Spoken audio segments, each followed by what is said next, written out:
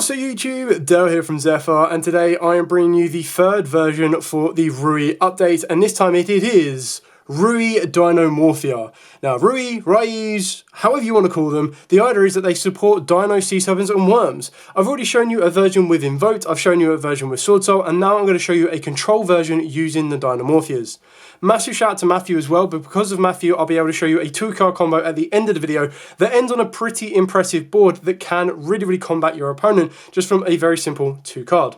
So with all of that out of the way, please smash that like button, hit that notification bell, and subscribe so you don't miss out on any more upcoming content.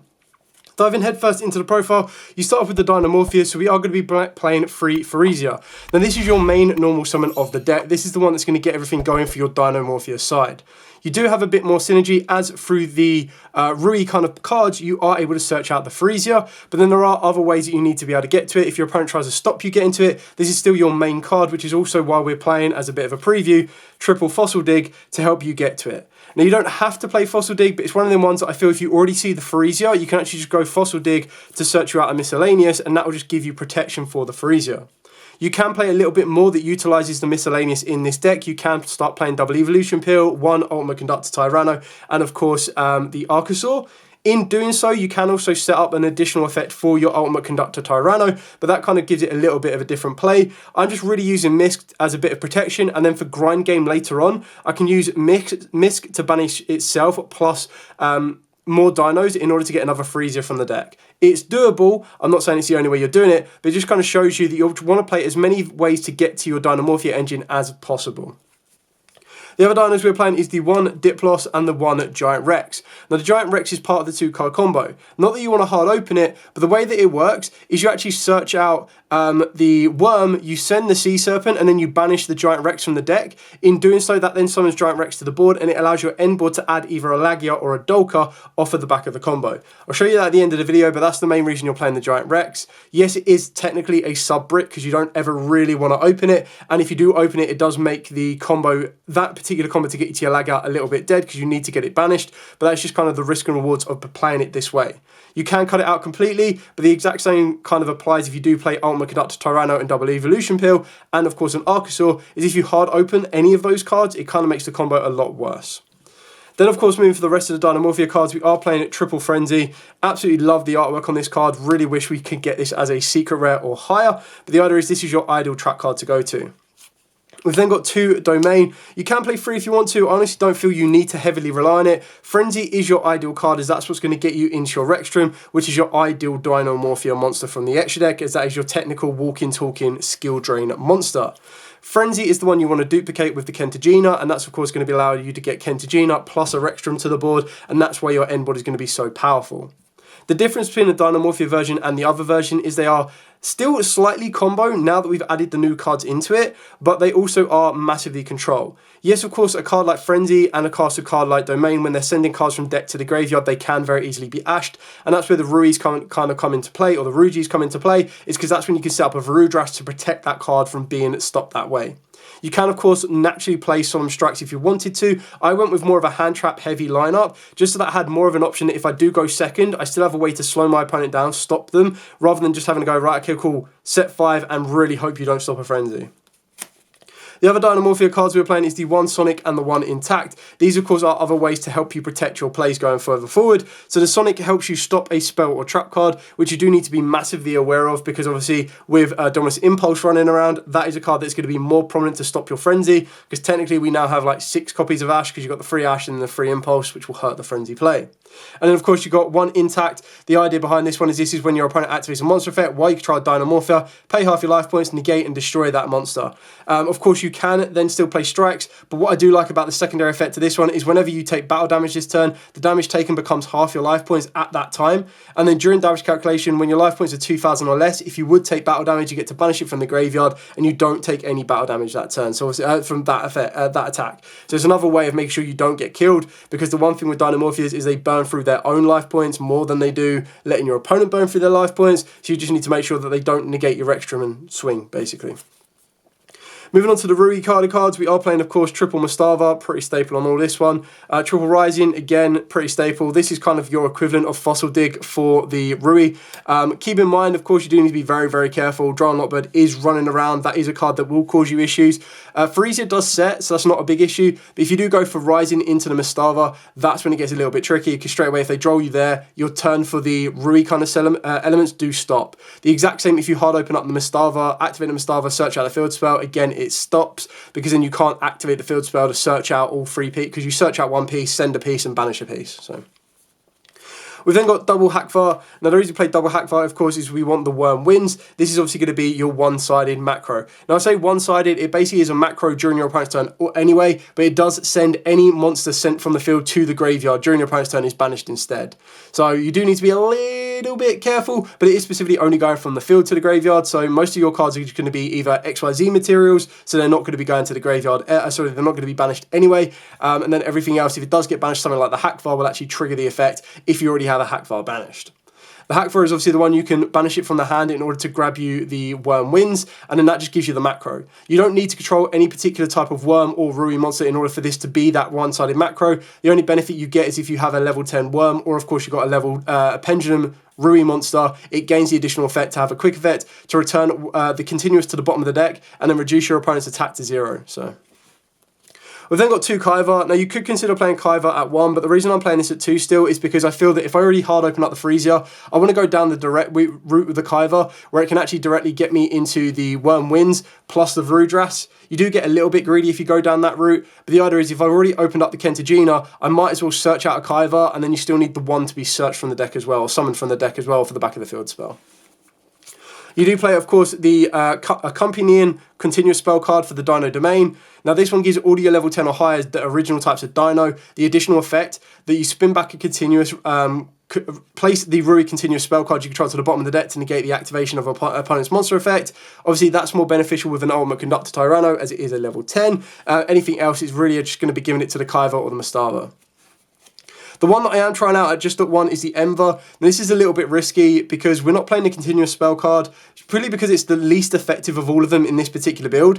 Yes, of course, you can use Enver to put it back to the deck and then banish your opponent's entire hand, and then they get to draw a new hand. But to me, that's not that effective. I think that's more effective in a sword style matchup when you can obviously trigger the Chenying in order to banish 1 from field and 1 from the grave. The biggest risk of playing this at 1 is if you hard open this card and this card only, your entire field spell, your entire Rui kind of element does become pretty dead, because you can't activate the War Zone to add, banish, or send a Sea Serpent, because it all has to come from the grave.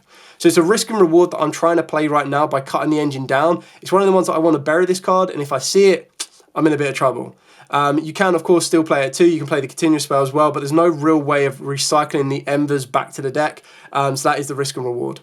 We're only playing the 1 field spell because the idea is if I resolve the combo, get the field spell in play, once I've resolved it once, I'm not going to be resolving it twice anyway because of the Enver.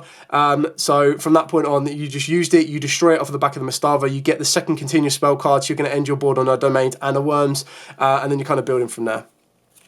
And then for the heavy hand trap lineup that I went with, triple Dry and Lockbird, followed up by triple Ash Blossom, triple Imperm, and then 1 pot of Prosperity, because you can't play Duality in this version, as you are going to be special summoning a bit during your turn. Like, you could play Duality, but if you activate Duality and then reveal a route into your Rui engine, it's completely dead. And if you hard open up the Rui engine, there's at no point when am I going to go, right, I'm going to activate Duality and not use the Ruis, because that's where it kind of gets a little bit risky.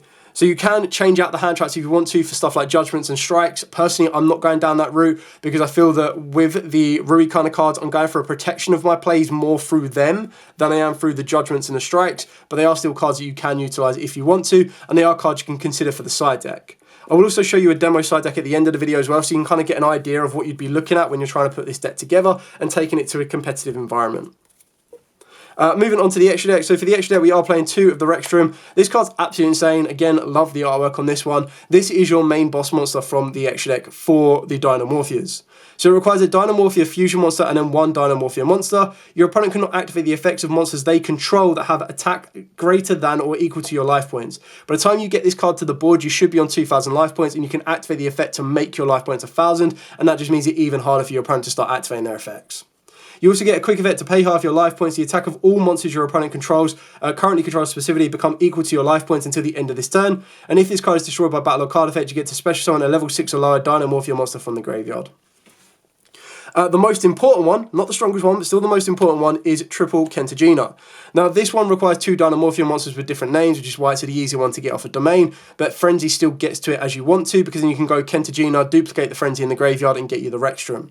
So this one loses attack equal to your life points, so obviously the more you burn, the stronger it remains. It will never be 4,000 attack. Never, ever, ever, unless you're able to get your life points to be at 0, but you don't lose at all, which I don't think is even possible. I think the lowest you can get your life points is like 1 LP, so it will be 3,999. Unless you negate its effects in general, and then it won't lose any attack. So you can only use each of the following effects once per turn. During the main phase, quick effect, pay half your life points and banish a Dinomorphia normal trap from your graveyard. This effect becomes that trap's effect when that card is activated. If this card is destroyed by battle or card effect, you get to special on a level 4 or lower Dinomorphia from the graveyard. We've then got the one Stealth Burger. Now, obviously, this one, very, very, very rarely will you ever summon it. More times than not, this is the fusion monster you're sending from your extra deck to make the Kentagina, and then you'll probably send either a second Kentagina in order to make the Rexstrom. But just in case you do summon it, when your life points are 2,000 or less, you don't pay life points to activate trap cards or Dinomorphia monster effects. So the benefit of that one is if you do play Judgments and Strikes and everything like that, then you won't be paying life points, which can be quite helpful. But because I'm personally not playing them, I'm not relying on this card as heavily at all. And then once per turn, when your opponent activates a monster effect, you get a quick effect to inflict damage to your opponent equal to that monster's original attack. If this card is destroyed by battle or card effect, you special on a level 4 or lower Dinomorphia from the graveyard. And then, of course, for your generic dinos, you've got your Evosoul Dolkar and Lagia. And then for your generic link monsters, I've got the 1 IP, 1 SP. And I'm trialing out Cross Sheep. I don't know how much I feel, like how reliant I want to be on this. But the idea is that during my opponent's turn, if I've decided to make the Cross Sheep, I can make the Rexstrom, use Rexstroms. When I use Summon Rexstrom, I can also bring back the Pharesia from the graveyard. Pharesia will then get me another trap card. And I'm basically just making sure I maintain my resource. Honestly, I don't think you need it. You can very easily play stuff like Dweller, Baguskas, anything you want, really. It's a complete flex spot.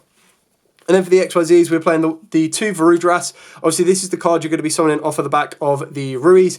Now, of course, because we're only going to resolve the field spell once, it's one of the ones that to make a second Varudras, what happens is all that needs to happen is either one of yours or one of your opponent's monsters gets destroyed by battle or card effect, and then you need to tribute one of your level 10 Ruis to summon out the Mastava from the extra deck. It will still basically do a swap for swap, but there are times when you are able to kind of set yourself up with 2 of the rank 10s if you want to. Not 2 in the same turn, but the idea is that once you've gone through 1, you can go for a second one. It's entirely up to you if you want to play more field spell or play that second Enver. It's something that I am considering still playing around with. And I've really not got an issue playing a second Enver because it will put the deck to 41 and it will kind of bury the Misk and everything else a little bit more.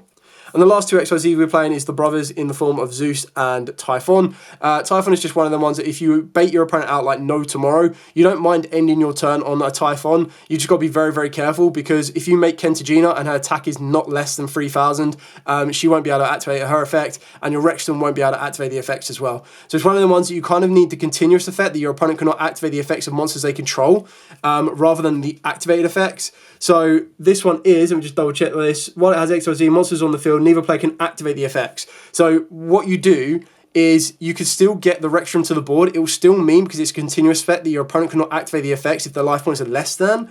And in doing so, that would then still lock your opponent out. You just won't be able to play the effect to half your life points to reduce their attack stats. So it's a little bit, you got to be a little bit careful. But if your opponent is making like hugely strong monsters, you can Typhon, bounce them back, and if they rely on their effects to be used, you can do that. But then the Rexstrom's going to do that job for you anyway. It's just one of the ones that if your opponent constantly keeps breaking through your board, you can just go into Typhon, detach the material, bounce a card, and then you can let them get rid of this and activate your Frenzy and everything else in between. So you've still got a lot more to play with, but keep in mind, while this XYZ monster is on the field, so if it gets Book of Eclipse or anything like that, you still have everything else to fall back on.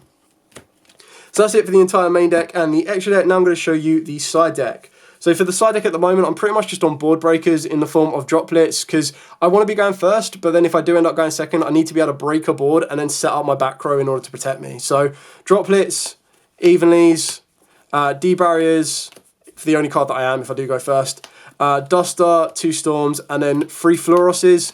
You can actually cut the Fluoroses out, they're not mandatory at all. The other cards I would highly consider putting into this, depending on the format and the place you're going into, would be Thrusts, And if you're going to be putting Frost in here, you can actually cut down the reliance on some of these normal spells like Evenly and D barriers. And you can actually cut them down a little bit more. And another card that I would highly advise a lot of you consider is Ultimate Slayer, because this is one of the few decks that does have a lot of flex spot in the extra deck. Like if you really, really wanted to, you could cut down, you could cut out the Typhoon, you could cut the Varudress down to 1, you could cut out the Cross Sheep. Straight away, that's your Agitator, that is your any Link monster, so Ferrogy or the Evil Twin, Link 4, for your Malice matchup. And then on top of that as well, you can also consider a Synchro or a Fusion, like an Elder Entity Ints or Garura for a draw. You've got loads of different options up there. It's entirely up to you. So personally, if you're taking out the Floros and you have access to the Frosts, you'd probably put 3 Frosts in here because it can also get you to your Domain and Frenzy. But then you could also consider taking out 1 D barrier,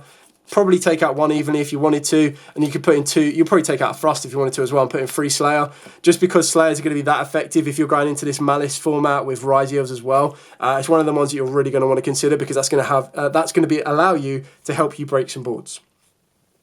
So that's it for the entire profile. Now what I'm going to do is I'm going to show you the basic 2 card combo. So obviously it could be Rising or the Mastava, and then Frisia, which can also be Fossil Dig. So you basically have 6 ways to get to these cards here. The Mastava can not be replaced, but the Frisia can semi be replaced. But you would need to be able to, like, you still need another way to get to it. So I'm going to zoom out and show you what we've got. So let's zoom this out. So the way this is going to work is you're going to want to protect your place first. So let's say we've opened up the Mastava and we've opened up the Frisia to save us a little bit. So you're going to scale up the Mastava. You're going to use the Mastava's effect. This will allow you to grab the field spell. You'd then destroy the Mastava, which will go into your extra deck face up. You then activate the field spell, and then off the field spell, like I've said before, you need to be able to banish 1, send 1, and add 1. So, once we've got them, there we go. So you're going to banish the Enver, sorry, not you're going to banish the Enver, you're going to send the Enver, you're going to banish the Rex, you're going to add the Hakvar. So you've added a Worm, you've sent the Sea Serpent, you've banished the Dino. This will now trigger the Dino's effect to summon itself back to the board. So you've now got your level 4 on the board. Now before you use the second effect of the War Zone, you can very easily normal summon down the Frisia's effect. This will then allow you to grab your Frenzy. Now if you're worried about the Frisia being interacted with, of course you can very easily activate the War Zone, and this will then get you all 3 monsters to the board, so you can make the Varudress first to protect this. It really is up to you. So now that we've done this, you're going to overlay both of these. You're going to go into a Lagia or a Dolka. Up to you which one you feel that you need to choose. And the Varudress is going to be your Omni-Negate, so let's just go with a Dolka to deal with monster effects, shall we? And then it means your Varudress can be saved to the spell effects, or of course you go for the Lagia for that like semi-Solemn Judgment. So before you activate the second effect of the War Zone, you need to make sure you activate the Hakvar, and the reason you're going to do that is you need Hakvar to be banished in order to resolve the War Zone. So this will grab you your Worm Wins, which means it's going to be your one-sided macro or your macro during your opponent's turn. You then activate the War Zone, this then brings back the Hakvar, this then brings back the Enver, and this will then summon the Dino from the deck. So if you're going second, you've got a much nicer aggressive option here. Now what you're going to want to do is you want to overlay 2 of these. Now it's entirely up to you. You can leave the Hakvar on the board, and the reason you would do that is you would actually gain the additional effect off of the Worm if you need to. You can also destroy cards, or if you do end up destroying cards, you can trigger the Mastava. It really is up to you what you want to leave on the board and what you don't. So you've got a couple of different options there. We'll then overlay both of these. These will then go into the Varudress.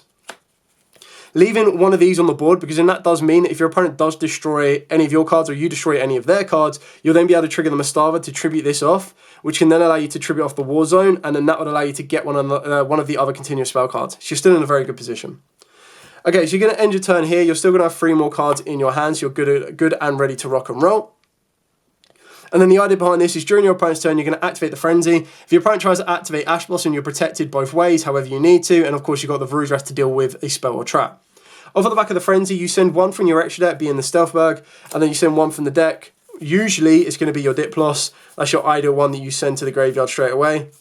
Wherever it may be. There we go. Send the Diplos. And this will then get you your Kentagina. Now at this exact moment in time, our life points are 4,000. So then what you're going to want to do here is you're going to use Kentagina's effect. She'll duplicate the Frenzy in the graveyard by banishing it. This will then allow you to use 1 monster from your extra deck, so you can use a second Kentagina. And then it will let you use 1 more Dinomorphia in the deck, which can of course be the Frisia. You'll still have 2 Frisias in the deck, don't worry. Get rid of that one. And then this will allow you to get your Rexstrom. Your life points is now 2,000 life points. So what you have is you have a one-sided macro that, a macro during your opponent's turn that any monster sent from the field to the graveyard is banished instead. You've got a Kentajina, which is currently 2,000 attack. You can make it 3,000 attack if you choose to use the Rextrum effect.